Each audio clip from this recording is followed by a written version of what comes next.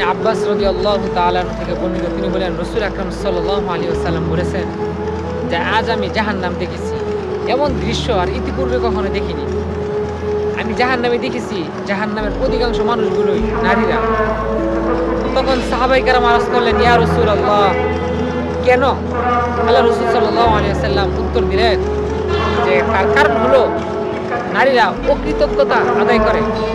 সাহাবায়ে কেরাম আবার জিজ্ঞাসা করলেন, ইয়া রাসূলুল্লাহ, সেটা কিসের অকৃতজ্ঞতা? সেটা কি আল্লাহ তাআলার অকৃতজ্ঞতা? রাসূল সাল্লাল্লাহু আলাইহি ওয়াসাল্লাম বলেন, না, সেটা হলো স্বামীর অকৃতজ্ঞতা।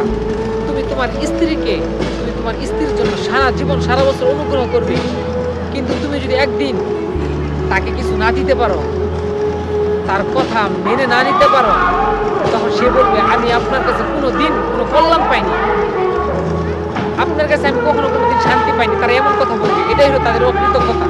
আর এর কারণেই আমি অধিকাংশ নারীদেরকে